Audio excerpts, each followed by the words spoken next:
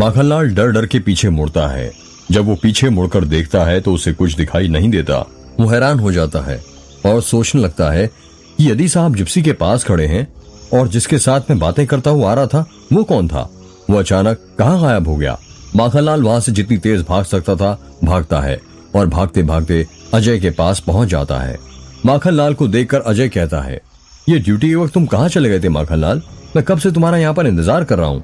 मैंने कहा था ना तुम्हें मेरा नदी के पास इंतजार करना। कब से तुम्हें फोन भी लगा रहा हूँ पर लग नहीं रहा है। माखनलाल तेज तेज हाँफने लग जाता है और अजय की बातों का कोई जवाब नहीं देता है। माखनलाल को जवाब भी दोगे या नहीं? और ये तुम हाँफ क्यों रहे हो?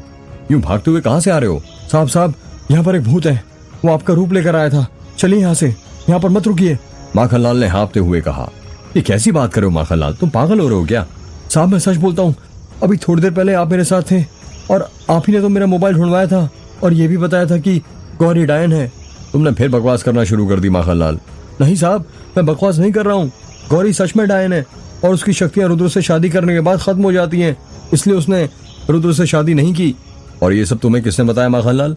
ये सब खुद थोड़ी देर पहले आपने मुझे बताया था साहब। माखनलाल मैं तो तुमसे अभी मिल रहा हूँ और आधा घंटे से यहाँ तुम्हारा इंतजार कर रहा हूँ। मैंने तुम्हें ये सब कब बता दिया? नहीं साहब आप मेरे साथ जंगल में थे और आपने मुझे ये भी बताया था कि पोस्टमार्टम रिपोर्ट में पता चला है कि उस भिखारी की नाभि किसी खंजर से नहीं बल्कि उंगली से काटी गई है। ये बात तुम्हें कैसे पता चली? ये बात तो सिर्फ मुझे और डॉक्टर माधवी को पता है। अजय ने हैरानी के साथ कहा। साहब मैंने कहा ना आप मेरे साथ थे।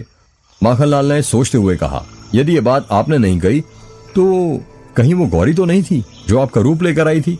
गौरी एक डायन है और डायन किसी का भी रूप ले सकती है। बस करो माखनलाल, मुझे सब पता है। तुमने फोन पर डॉक्टर माधवी से बात की होगी और उन्हीं से तुम्हें भिखारी के पोस्टमार्टम रिपोर्ट का पता चला होगा। नहीं साहब सच में गौरी आई थी आपका रूप लेकर। अब बस चुप माखनलाल और चुपचाप मेरे साथ उस भिखारी के घर चलो। नहीं मैं नहीं जाऊंगा वहां पर भी गौरी होगी। माखनलाल ने डरते हुए कहा। ये कैसी बातें करो तुम माखनलाल, ये मेरा ऑर्डर है, चुपचाप चलो समझे? ठीक है साहब। माखनलाल और अजय जिप्सी में बैठ जाते हैं और भिखारी के घर की ओर जाने लगते हैं। कुछ ही देर बाद देवरी का चौक आ जाता है और माखनलाल वहां पर जिप्सी रोक देता है। साहब यहाँ ये पैदल जाना है, ये खेत देख रहे हैं, ये पास में ही उस भिखारी की झोपड़ी है। माखनलाल ने अपने हाथ से इशारा करते हुए कहा। माखनलाल और अजय जिप्सी से उतरते हैं और खेत की तरफ जाने लगते हैं। साहब मैं तो अभी भी कहता हूँ हमारे पास वक्त है, हम वापस चलते हैं वरना वो डायन हमें मार देगी।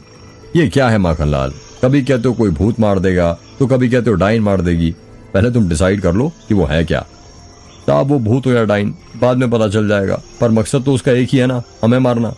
तुम ना माखनलाल बड़े डरपोक किस्म के इंसान हो। साहब आप चाहे जो कुछ भी बोल लीजिए मुझ पर, मैं सच कहता हूँ कोई आपका रूप लेकर मेरे पास आया था।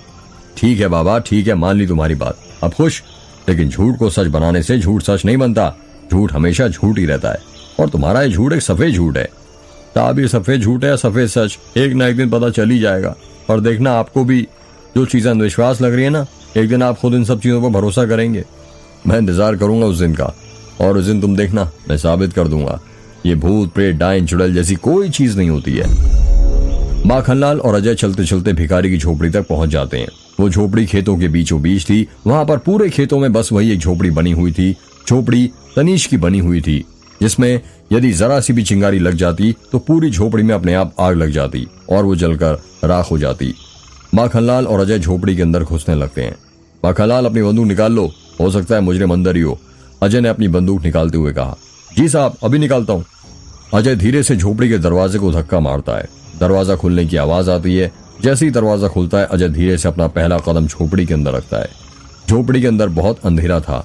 अजय अपना मोबाइल निकालता है और उसका टॉर्च ऑन कर लेता है। साहब यहाँ तो बाहर से भी ज्यादा अंधेरा लग रहा है, ऐसा लग रहा है जैसे किसी काली दुनिया के अंदर हमने कदम रख लिया हो। माखनलाल ने झोपड़ी के अंदर घुसते हुए कहा। माखनलाल तुम भी ना पता नहीं कैसी नॉनसेंस वाली बातें करते हो। थोड़ी देर बाद झोपड़ी को चारों तरफ देखते हुए अजय ने कहा, लगता है वो मुजरिम यहाँ पर नहीं है, यहाँ से भाग गया है। एक काम करो, यहाँ पर कुछ ना कुछ सबूत तो हमें जरूर मिल जाएगा। उस मुजरिम के खिलाफ ढूंढो, कुछ मिलता है क्या? जी साहब। माखनलाल ने अपनी बंदूक वापस से अपनी जेब में रखते हुए कहा।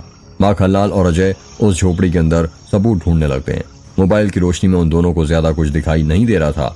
माखनलाल सबूत ढूंढ ही रहा था कि तभी उसे कुर्सी के हिलने की आवाज सुनाई देने लगती है। वो अपने मोबाइल का टॉर्च उस आवाज की तरफ मारता है। वो देखता है उसने सामने एक कुर्सी थी जो आगे पीछे अपने आप हिल रही थी। उस कुर्सी का मुंह विपरीत दिशा में था, जिस कारण उसके समझ में नहीं आ रहा था कि उस कुर्सी के ऊपर कोई बैठा है या नहीं। उस कुर्सी को अपने आप हिलता हुआ देखकर माखनलाल सहम जाता है। माखनलाल धीरे धीरे अपने कदम उस कुर्सी की तरफ बढ़ाने लगता है। माखनलाल के धीरे धीरे कदम बढ़ाने की आवाज झोपड़ी में गूंजने लगती है। माखनलाल जैसे उस कुर्सी के पास पहुंचता है, वो कुर्सी हिलना बंद कर देती है।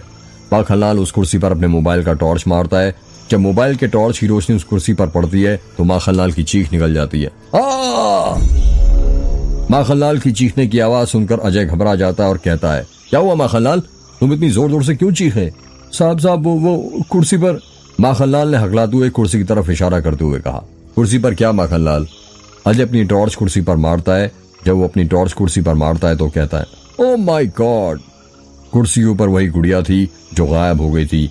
वो गुड़िया गौरी की थी। साहब ये गुड़िया यहाँ पर कैसे आई? मुझे तो लगता है गौरी है, माखनलाल ने घबराते हुए कहा। माखनलाल तुम भी क्या बचकानी बातें करते हो सकता है जिस तरह भिखारी ने रुद्र का कैमरा चुराया था उसी तरह उस दिन हमारी जिप्सी में से गुड़िया भी चुराई हो। पर वो गुड़िया चुरा कर क्या करेगा?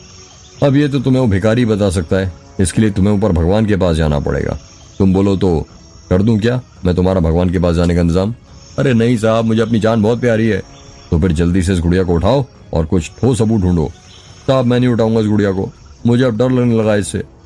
माखनलाल तुम भी ना पूरे बच्चे हो, चुपचाप उठाओ इसे, समझे? अजय भिखारी की झोपड़ी में फिर से सबूत ढूंढने लगता है। अजय भिखारी घर का सामान यहाँ से वहां हटा ही रहा था कि तभी उसे एक संदूक मिलता है। माखनलाल जरा यहाँ पर आना, अजय ने माखनलाल को आवाज देते हुए कहा। जी साहब अभी आया, माखनलाल ने अजय के पास जाते हुए कहा। अजय को एक बड़ा सा संदूक मिला था। देखने से वो पुराने जमाने का लग रहा था। उस संदूक में एक बड़ा सा ताला लगा हुआ था जिसमें जंग लग रही थी। साहब ये भिखारी के पास इतना पुराना संदूक कहाँ से आया? लगता है इसके अंदर जरूर कुछ खजाना वजाना होगा। चोरियां करके सारी दौलत यहीं रखता होगा। इसके अंदर खजाना है या क्या है ये तो अब इसे खोलने के बाद ही पता चलेगा। जरा कोई पत्थर वत्थर देना इस ताले तोड़ने के लिए। जी साहब अभी देता हूँ। माखनलाल झोपड़ी में यहाँ वहां देखता है और उसे हथौड़ा मिल जाता है। वो उसे उठाता है और अजय को लाकर लेता है। अजय अपनी पूरी जान से उस हथौड़े को ताले के ऊपर मारता है। हथौड़ा ताले पर मारने की आवाज आती है, ठक ठक ठक ठक। साहब ये तो बहुत मजबूत है, लगता है बहुत राज छुपे हैं इसके अंदर। हाँ माखनलाल यही लगता है, अजय ने हथौड़ा ताले पर मारते हुए कहा। थोड़ी देर बाद ताला टूटने की आवाज आती है, टक। अजय ताला संदूक से हटाता है और संदूक खोलने लगता है। जल्दी खोलिए साहब, लगता है मरने से पहले भिखारी सारा खजाना इस संदूक में छिपा कर गया है। बस खोल ही रहा हूं माखनलाल। अजय संदूक का दरवाजा खोल देता है। अजय जैसे ही संदूक का दरवाजा खोलता है उसके अंदर से बहुत गंदी गंध आने लगती है और वो गंध झोपड़ी के चारों तरफ फैल जाती है। छी कितनी गंदी बदबू आ रही है साहब, ऐसा लग रहा है जैसे संदूक के अंदर किसी की लाश हो, किसी मरे हुए इंसान की बदबू आ रही है। बिल्कुल ठीक कहा माखनलाल, अजय ने अपना हाथ अपनी नाक पर रखते हुए कहा। अजय और माखनलाल संदूक के अंदर अपने मोबाइल की टॉर्च मारने लगते हैं। वो दोनों जैसी संदूक के अंदर देखते हैं हैरान हो जाते हैं। संदूक के अंदर कुछ टूटा फूटा सामान रखा हुआ था और कुछ पुराने कागज रखे थे जिनमें कुछ पर दीमक लग गई थी, कुछ गल गए थे और कुछ सड़ गए थे। अगर इसके अंदर किसी की लाश नहीं थी तो क्या मरे इंसान की बदबू इन कागजों में आ रही थी साहब? माखनलाल ने हैरानी के साथ कहा। देखते हैं। अजय अपने ग्लव्स पहन लेता है और संदूक के अंदर का सामान देखने लगता है। संदूक के अंदर कुछ गले फटे पुराने कागजों के सिवा कुछ नहीं रखा था। बहुत देर ढूंढने के बाद भी अजय के हाथों में कुछ ठोस सबूत नहीं लगता है। शिट, लगता है हमें झोपड़ी में कुछ नहीं मिलेगा। चलो चलते हैं यहाँ से माखनलाल, अजय ने झोपड़ी के बाहर जाते हुए कहा। अजय झोपड़ी के दरवाजे पर पहुंचा ही था कि तभी माखनलाल की आवाज आती है, साहब ये फोटो किसकी है संदूक के अंदर? क्या फोटो? अजय ने माखनलाल की तरफ जाते हुए कहा। माखनलाल के हाथों में एक फोटो थी। माखनलाल अपने मोबाइल का टॉर्च उस फोटो पर मारता है और देखता है उस फोटो के अंदर एक बच्चा था जिसकी उम्र करीब 7 साल होगी। उस बच्चे ने स्कूल ड्रेस पहनी हुई थी, सफेद शर्ट, नीली हाफ पैंट और गले में नीली टाई। साहब ये फोटो में बच्चा कौन है? अजय उस फोटो को अपने हाथ में लेते हुए कहता है, ये फोटो तो रुद्र के बचपन की है। यहाँ पर इतनी पुरानी फोटोज भिखारी के पास कहाँ से आई? माखनलाल ने हैरानी के साथ कहा। यही तो अब पता करना है माखनलाल। हमें लगता था कि ये भिखारी गौरी की वजह से रुद्र और उसके परिवार वालों को जानता है, पर वो तो पहले से ही नहीं जानता है। कोई पुराना रिश्ता लगता है रुद्र और इस भिखारी का। आपने बिल्कुल ठीक कहा साहब। अजय और माखनलाल बातें कर ही रहे थे कि तभी अजय को कुछ जलने की बदबू आने लगती है। तुम्हें कुछ जलने की बदबू आ रही है माखनलाल? नहीं साहब, मुझे तो कोई बदबू नहीं आ रही है। अच्छे से सूंघो माखनलाल। माखनलाल वो बदबू सूंघने की कोशिश करने लगता है। हाँ साहब आ रही है, कुछ जल रहा है वहां पर। और क्या है?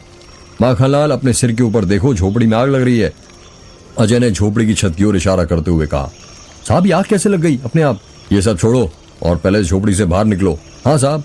अजय और माखनलाल झोपड़ी के बाहर निकलने लगते हैं। अजय गौरी की गुड़िया अपने एक हाथ में उठाता है और रुद्र की बचपन की फोटो के साथ वहां से बाहर निकलने लगता है। माखनलाल और अजय जैसे ही झोपड़ी के बाहर निकलते हैं, पूरी झोपड़ी में आग लगने लग जाती है। तनीश आग के लपटों से घिर जाती है। आसमान में काला धुआं उठने लगता है और देखते ही देखते वो झोपड़ी जलकर राख हो जाती है। साहब, ये झोपड़ी में अपने आप आग कैसे लग गई? पता नहीं माखनलाल, तुम ठीक तो हो ना? हाँ साहब, मैं ठीक हूँ। अच्छा हुआ हम सही वक्त पर बाहर निकल गए, वरना उस डायन ने तो हमें जिंदा जलाने का पूरा प्लान बना लिया था। माखनलाल, तुम्हारी फिर बकवास चालू। अजय जली हुई झोपड़ी के राख के पास जाने लगता है। साहब, आप ये राख के पास क्यों जा रहे हैं? सब जलकर कोयला बन गया है। संभल कर चलिए, कहीं आपका जूता न जल जाए। तुम अपना मुंह बंद रखो माखनलाल थोड़ी देर। अजय झोपड़ी के राख के ऊपर था। राख पर चलने के कारण उसके जूतों के तलवे काले हो गए थे।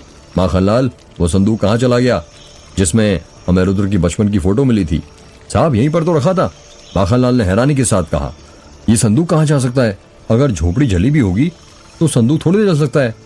वो कहाँ गायब हो गया एकदम से?